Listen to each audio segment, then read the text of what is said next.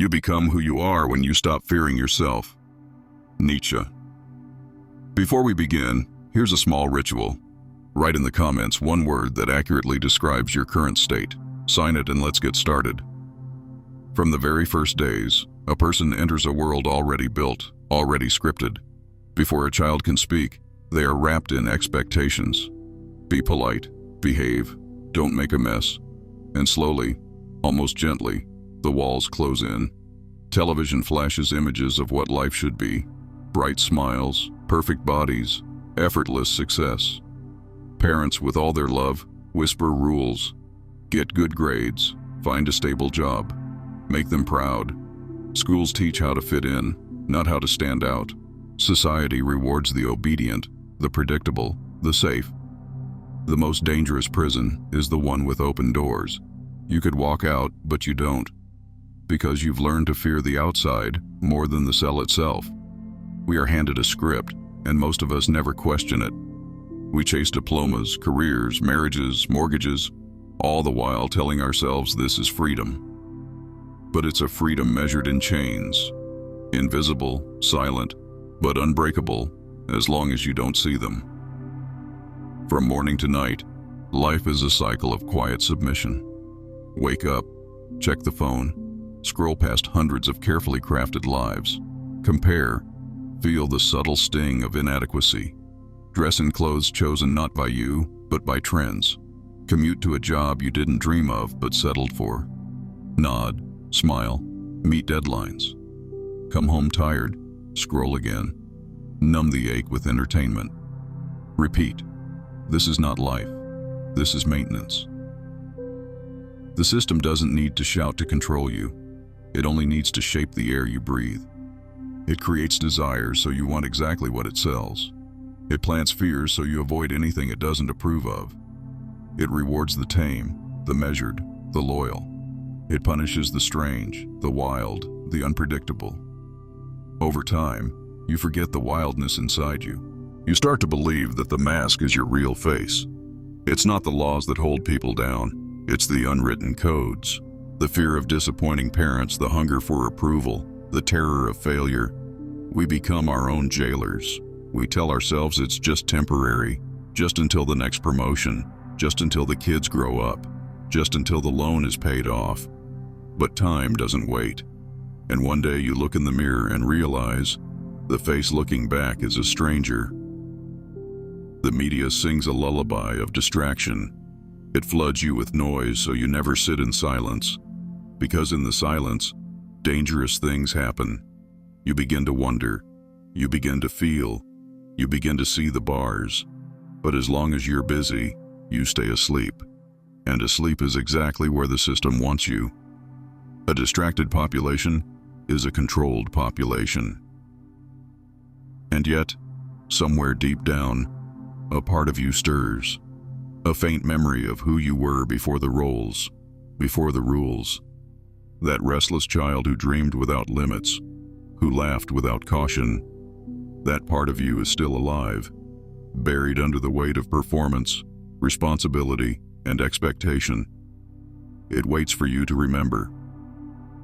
The invisible prison does not crumble from the outside. It crumbles when you stop playing the game. It crumbles when you notice that the things you chase bring you no peace. It crumbles when you dare to imagine a life outside the script. The first crack appears when you whisper to yourself, "I am not free." You wake up and reach for your phone. It's no longer just a device. It's a portal, a leash, a mirror. Within seconds, you're immersed in a world that knows you better than you know yourself. Algorithms whisper to you, shaping what you see, what you desire, what you fear. It's not random. It's a finely tuned machine designed to keep you hungry, restless, comparing, consuming. And the most brilliant part, you think you're in control. Social media sells you more than products. It sells you versions of yourself, versions you are supposed to become.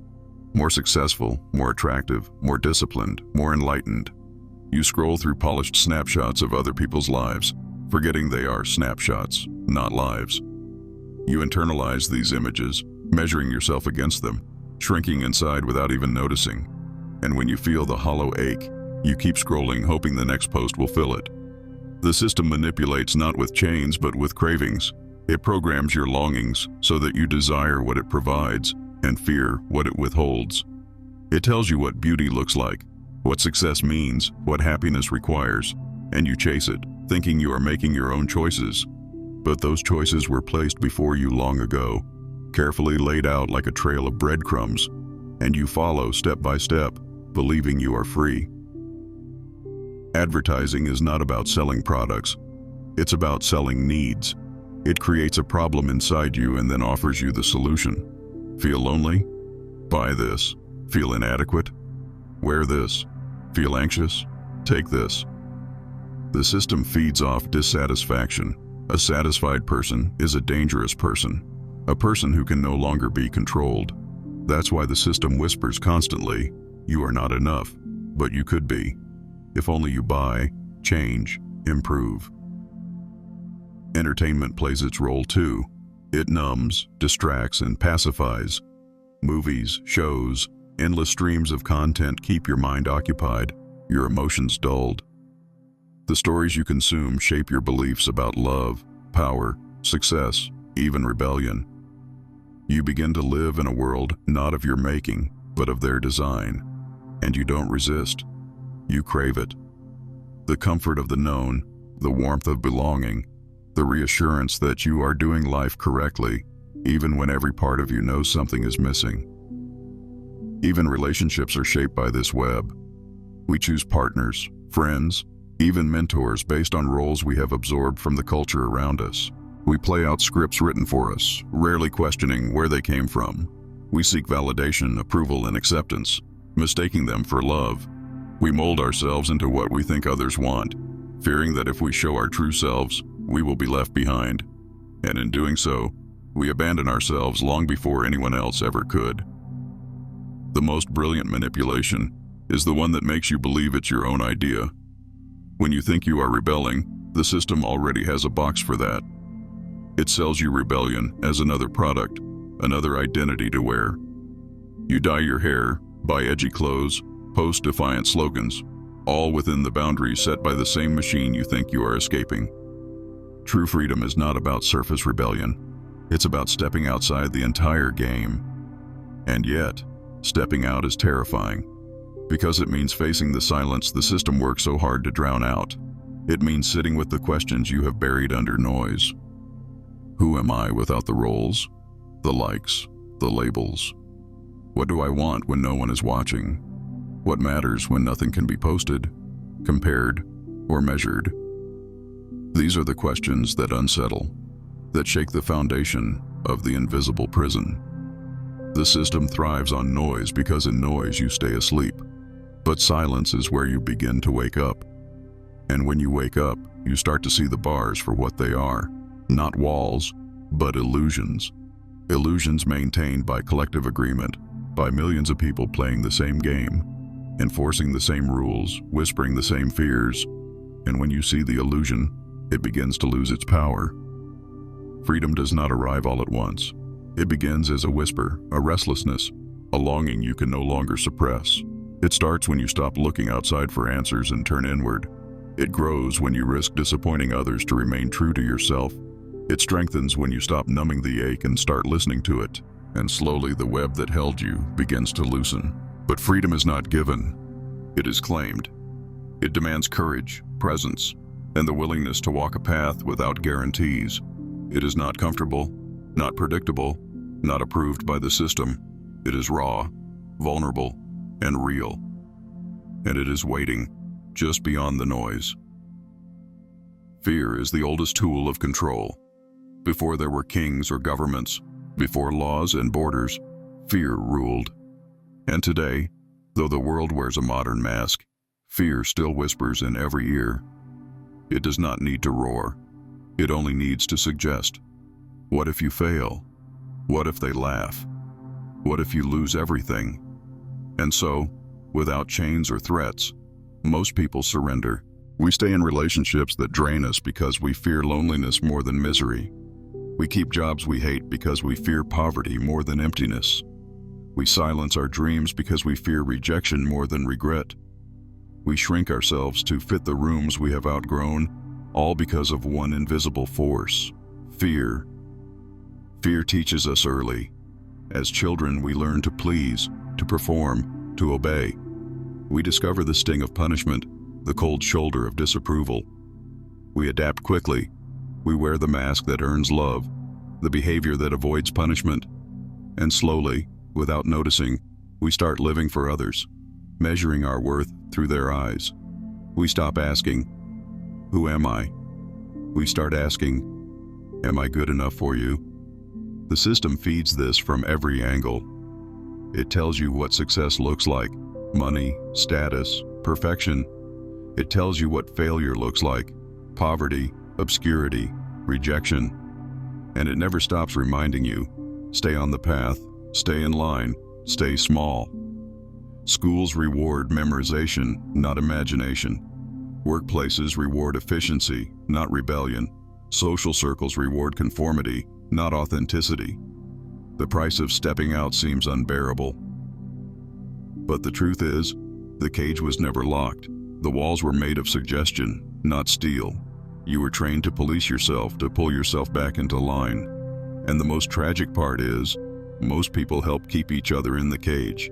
We laugh at the dreamer, shame the rebel, fear the free spirit. We become the enforcers of the very system that stifles us. Even rebellion, in the eyes of the system, becomes a market. There are safe ways to rebel. Buy this brand, follow this trend, adopt this label. You can dye your hair, get a tattoo, shout slogans online, and still remain within the approved playground of dissent. Real rebellion, the kind that threatens the system, does not look like noise. It looks like stillness. It looks like leaving the game, not just flipping the board. The fear of being seen as a failure, as an outsider, keeps us trapped. But failure, as the system defines it, is often the doorway to real life. When you stop playing by the script, you may lose status, approval, and comfort, but you gain something the system can never offer: yourself. And the price, though high, is the only one worth paying. What makes fear so effective is that it feels like truth. It's not just an emotion, it's a story. A voice inside says, if you quit, you'll regret it forever. If you speak up, they'll turn against you. If you try, you'll fall. And the voice sounds reasonable, but it's a liar, and its lies are old. They were whispered to your parents, and theirs before them, and most never questioned it. To see through fear is not to become fearless. It is to realize that fear can no longer command you. It is to walk with trembling hands and still move forward. It is to hear the voice of doubt and keep going anyway. It is to risk being wrong, being laughed at, being misunderstood, and to survive it. The greatest threat to any system of control is the person who no longer fears losing what the system offers. When you stop needing approval, comfort, or status, you become ungovernable. You step into a space where you can create, love, speak, and live without permission. And this space, once found, becomes the soil where real power grows. Fear will not disappear. It will visit you every time you step toward your real life. It will stand at the door of every dream, every love, every calling. But each time you move anyway, its grip weakens. And one day, you look back and see that the thing you feared most was never real. Only a shadow, only a story, only a gate without a lock. And as fear fades, something else awakens. A quiet knowing, a steady flame, a presence inside you that no longer bends or pleases or performs. A part of you that remembers freedom, that knows how to run without looking back, how to dance without music, how to speak without rehearsing. This is the part the system fears most, the part it cannot touch. Choice. The word itself feels powerful, almost sacred. To choose is to declare freedom. But what if the choices are not real? What if the menu handed to you was written long before you arrived, and all you are doing is picking from a list designed to keep you in place?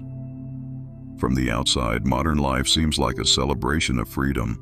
You can choose your clothes, your car, your food, your phone, your social media profile. You can choose a career, a partner, a lifestyle. You can even choose how to rebel, what causes to support, what slogans to shout, what movements to join. But beneath all this surface noise, the system whispers one message: stay inside the lines. True choice is dangerous because it threatens the machinery of control. But the system has learned to tame choice by shaping the framework in which it happens.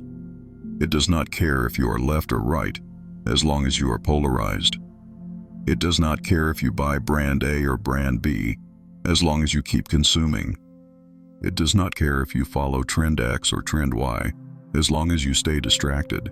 The cage adapts, the bars shift, the prison evolves. From childhood, we are trained in this illusion. At school, you can choose which sport to play, which book to read, which elective to take. But the core structure, obedience, competition, conformity, remains untouched. At work, you can choose which project to lead, which task to complete, which coworker to bond with. But the deeper truths, the need for validation, the pressure to perform, the fear of failure, stay in place. Even love is not spared. We believe we choose our partners, but often we are following unconscious patterns absorbed from culture, family, and media. We look for what is familiar, what is approved, what fits the story we've been told. And when love does not fit the mold, when it is wild, unpredictable, inconvenient, we often run, telling ourselves it was wrong, when in truth it was simply real. The system thrives because it feeds on our hunger for belonging. It gives us identities to wear: the rebel, the entrepreneur, the influencer, the healer, the warrior. And we step into these roles, mistaking them for authenticity. But even rebellion has been domesticated. Buy this book, attend this workshop, post this message, and so the system survives even in our attempts to escape it. Real choice begins when you see the script, when you look at the options handed to you and ask, who decided this? Who profits if I choose this path? Who benefits if I believe this story? And most terrifying of all, what happens if I refuse to play? The moment you step outside the approved narrative, you meet resistance. People around you, often without malice, will try to pull you back. Friends will say you've changed. Family will express concern. Colleagues will warn you about the risks. It is not always the system that enforces the rules. It is the people you love, the ones still living inside the dream. But the dream is seductive. It promises security, applause, comfort. To walk away from it feels like madness. And yet those who have tasted real freedom know the cost of staying is far higher than the cost of leaving. The price of pretending is your soul. True freedom is not about having more options. It is about stepping into a space where you are no longer defined by the options at all. It is about creating, not selecting. It is about becoming, not performing. It is about listening to the quiet voice inside that says, there is another way. This other way is not sold in stores. It is not taught in schools. It is not validated on social media. It is carved in the dark, in moments of solitude, in acts of courage that no one applauds. It is born when you stop asking for permission and start asking for truth. And yet, this freedom is not a destination. It is a practice, a daily return to what matters. It is the willingness to sit in discomfort, to be misunderstood, to risk loss. It is the choice to speak when silence would be safer, to create when cynicism feels easier, to love when it would hurt less to close. It is the quiet rebellion of becoming fully, unapologetically human in a world that profits from your doubt. There is no map for this. There is only the next step, and the next, and the next. Each time you choose from a place of truth, the illusion weakens. Each time you refuse to perform, the system trembles. And each time you remember who you are beneath the noise, the world changes. Not because the system falls, but because you are no longer ruled by it. This is the revolution the system fears most. Not the loud protest, not the burning of flags, not the clash of ideologies, but the quiet awakening of individuals who no longer need to be told who they are. People who do not just choose between options, but create new worlds. People who are no longer playing someone else's game. It begins with a quiet discomfort. You start to sense that something is off, though you can't quite name it. You wake up, go through your routine, play your roles, meet your obligations, but beneath it all, there is a whisper. This is not it. You begin to see through the cracks of the performance. You notice the forced smiles, the empty conversations, the constant chase for something just out of reach. You sense the weight of the script you've been handed, and for the first time you wonder, who wrote this? Recognizing the trap is the first rebellion. It does not start with grand gestures or dramatic exits. It starts with noticing. You notice that success does not bring peace. You notice that approval feels hollow. You notice that the things you were told would make you happy only deepen the hunger. And this noticing changes everything. It is the moment when the world you've known begins to tremble. The system survives because it teaches you to mistrust your own noticing. It tells you that if you are unhappy, you need to work harder, buy more, improve yourself. It tells you that discomfort is a personal failure, not a symptom of a sick culture. And so you turn the frustration inward, blaming yourself for feeling restless, broken, lost. You try to fix yourself with the very tools that created the problem. But the ache does not go away. It sharpens. It refuses to be silenced. And slowly, you begin to ask harder questions. Why do I feel like a stranger in my own life? Why do I crave rest but fear stillness? Why do I long for freedom but cling to chains? These questions are dangerous because they disrupt the machinery. They pull you out of the trance. As you wake up, you see the trap everywhere. You see it in the faces around you. The colleague hiding exhaustion behind ambition. The friend numbing sadness with distraction. The family member trapped in roles they never chose. You see it in the news cycles, in the advertising, in the endless noise designed to keep you chasing, consuming, comparing. You see how the system feeds off your discontent, how it thrives on your disconnection from yourself. But seeing the trap is not enough.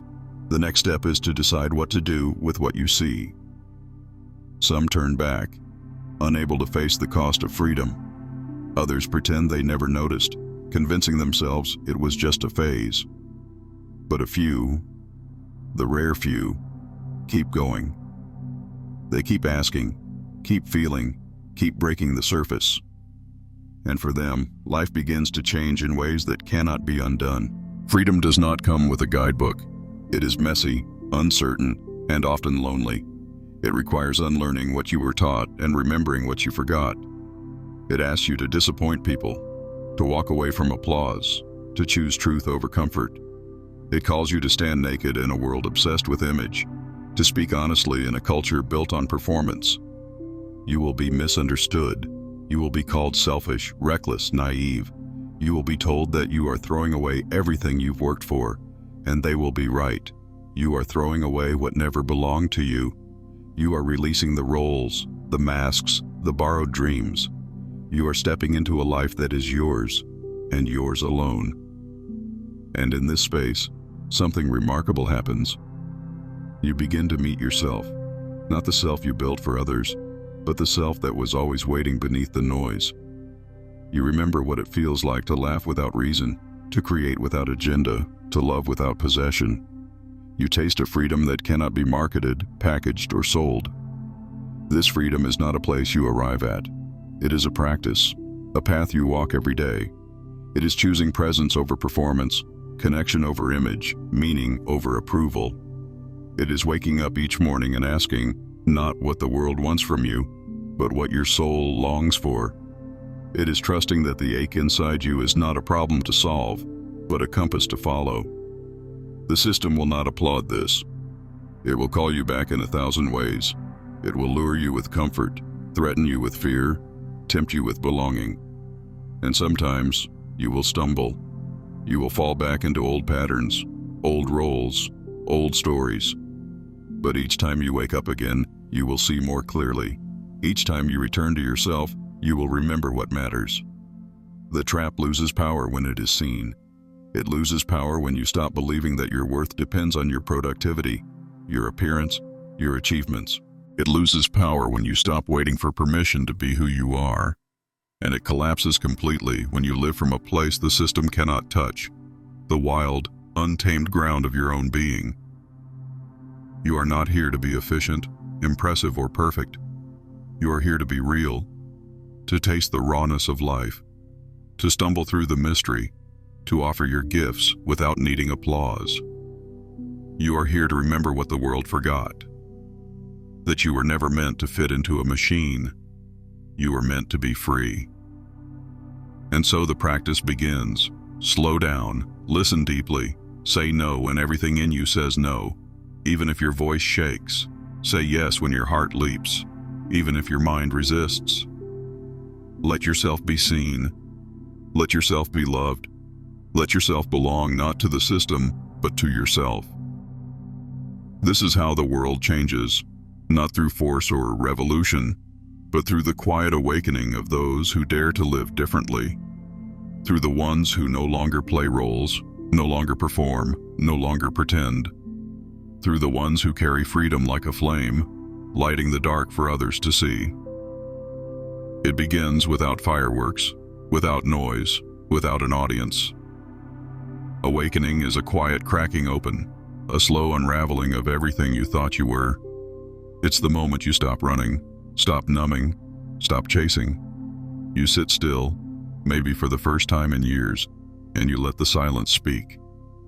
And in that silence, something ancient stirs, something that has been waiting for you beneath the layers of performance, success, and survival.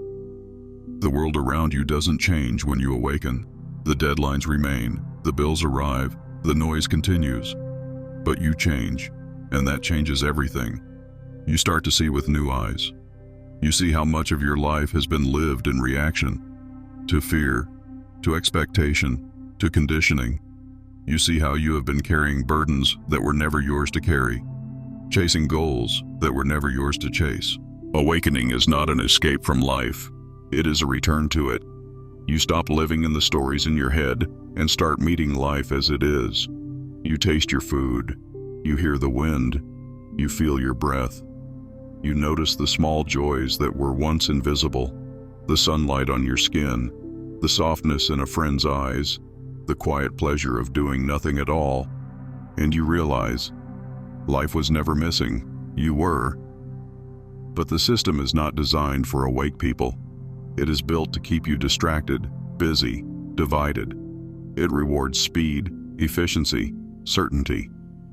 Awakening slows you down, softens you, makes you question. It pulls you out of the rush and places you in the now. And in the now, the rules lose their grip. In the now, you no longer need to prove, to compete, to perform. You are simply here, and that is enough. To awaken is to remember that you are more than a worker, a consumer, a role. You are life itself, experiencing itself, moment by moment. You are the dance of breath and body, the miracle of sensation, the quiet pulse of presence. You are not what you achieve or own or produce. You are not your past or your future. You are the stillness beneath it all. This remembering changes how you move through the world. You begin to listen more and speak less. You begin to notice the pain behind people's anger, the fear beneath their judgment.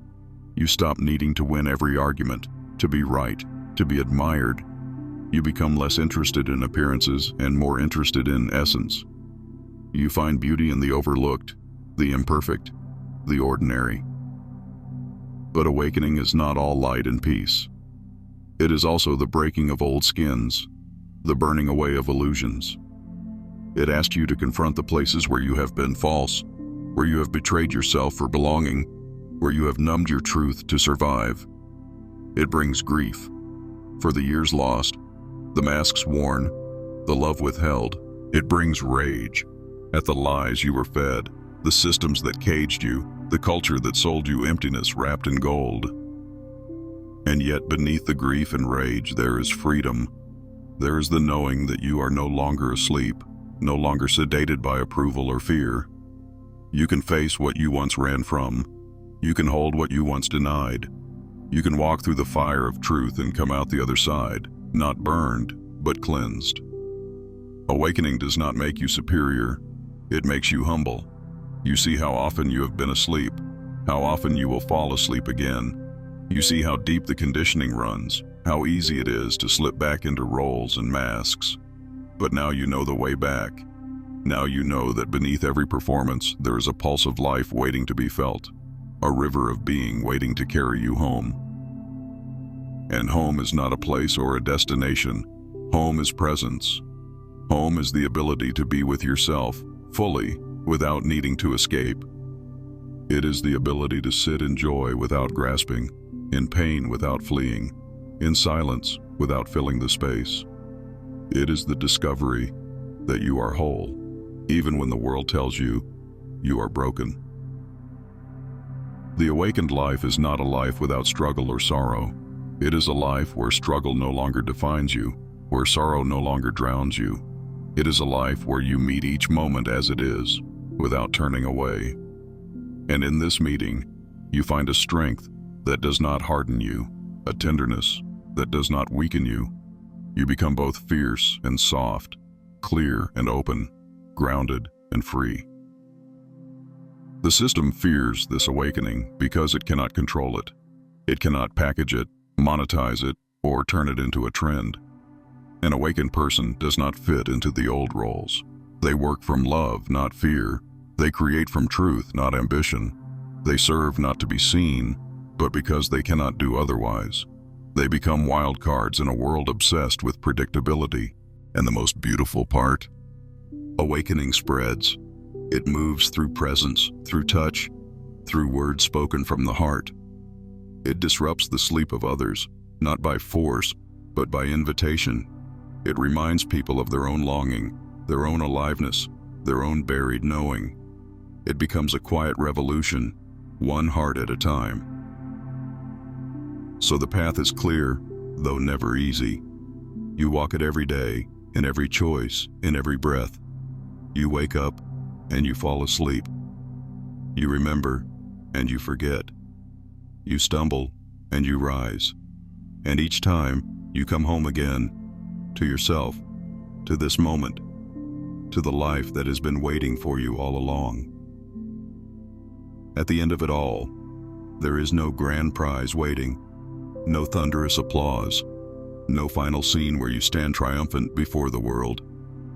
There is only you, raw, honest, unguarded. You come home to yourself not as a perfect version, not as an achievement, but as a presence. No longer running, no longer hiding, no longer shrinking to fit a story that was never yours. You stand as you are, without mask or armor, and for the first time, you feel the quiet power of simply being. The world around you keeps spinning, loud, restless, hungry. It offers its temptations and distractions, its promises of status and comfort, its endless invitations to perform. But inside, something has shifted. There is space now where once there was tightening. There is breath where once there was holding back. You no longer grasp for validation, no longer measure your worth by achievements or applause. You know who you are beneath the noise. And in that knowing, there is a peace that no one can give or take away. This peace is not about perfection. It's not about having all the answers, not about reaching some untouchable state where nothing hurts. It's the peace of honesty, of knowing you are showing up in your life as you are, not as you think you should be. It's the peace that comes when you stop performing, stop apologizing for your existence, stop trying to earn a place at the table. Freedom, you realize, was never about escape.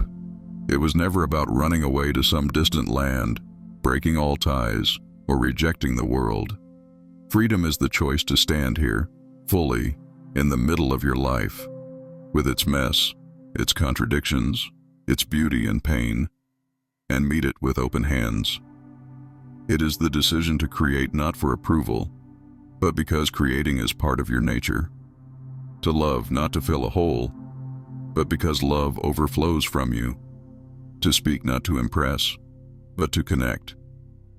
To walk your own path even when no one understands, even when voices around you tell you to turn back. And this, in the end, is the quiet revolution. Not to rise above the world, not to dominate or conquer it, but to live inside it with a wild, steady heart. To remember, again and again, that you are already free. To look into the eyes of another and help them remember too. To carry your awakening like a small flame, not as a banner to wave, but as a light that gently, steadily brightens the dark. You are not here to win the game the system set for you. You are here to remember the game was never yours. You are here to walk barefoot on the ground of your own life, to feel it fully, to live it deeply. And in doing so, you become something unshakable, something the system cannot touch. A human being who belongs to themselves. A human being, finally, fully alive. We're sure you've discovered plenty of value, so subscribe now and stay connected.